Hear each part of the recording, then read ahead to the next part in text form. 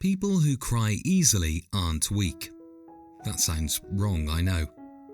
We're taught the opposite from the moment we're young. Be strong, keep it together, don't let anyone see you break.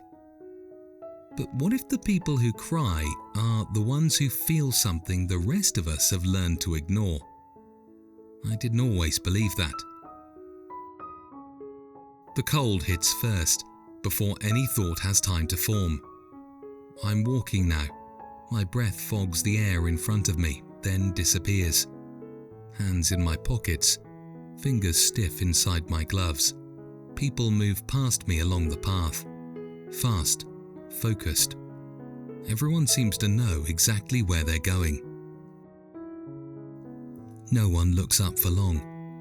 Eyes down, shoulders forward, faces built to keep things in. A man passes me, his jaw is tight like he's holding something back. Then a woman, a few steps behind him. She slows down for a second, just one. Her eyes shine, not enough for tears, enough to notice.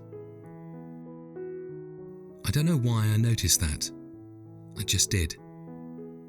No one else reacts. They keep walking. We live in a world that values control. Some people are very good at that. Others aren't. And standing here watching people disappear into the cold, I start wondering if we've misunderstood something important. I used to think crying was something you had to grow out of, something that belonged to childhood, to scraped knees and broken toys, not to adults trying to hold their lives together. Somewhere along the way, we learn new rules. Don't make it awkward. Don't be the emotional one. Don't let your feelings slow everyone else down. So we practice. We learn how to swallow words, how to tighten our throats, how to smile at the right moment and stay quiet at the wrong one. And most of the time, it works. We get through meetings. We get through conversations. We get through days that feel heavier than they should. But every now and then, something slips. A song in the car, a look from a stranger, a memory that shows up without asking. And suddenly the control we've been so proud of doesn't feel like strength anymore. It feels like effort.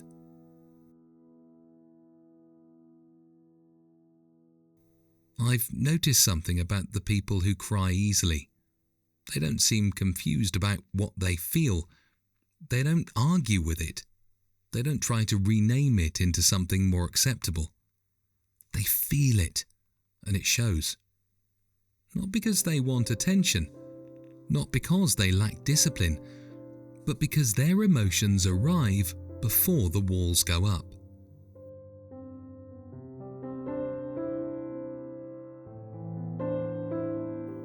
I might be wrong about this, but it seems like some people never learned how to disconnect from themselves. They didn't master the art of pretending they're fine. At least, that's how it feels to me.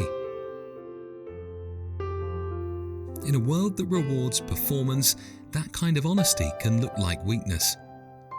But standing here, thinking back on all the times I've told myself to just get over it, I start to wonder if the real cost wasn't the tears, but everything I didn't allow myself to feel.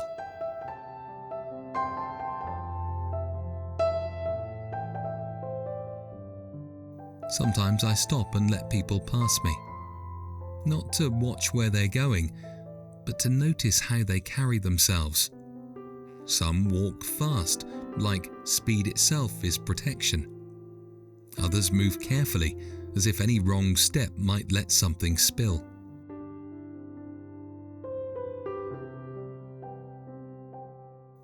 I see hands clench and unclench, a breath held just a little too long, a face that relaxes only when no one is looking. These aren't strangers to pain. They're experts at managing it. We don't usually call that strength. We just call it being functional. And maybe that's why tears make us uncomfortable. They interrupt the performance. They slow the world down just enough to show what's underneath. I think that's what we react to. Not the emotion itself, but the honesty of it. There's a memory that comes back to me sometimes. Nothing dramatic, just a moment where I felt something rise and decided to push it down instead. I stayed composed. I stayed useful. I stayed in control. And later alone, I felt empty. Not relieved, not proud, just empty.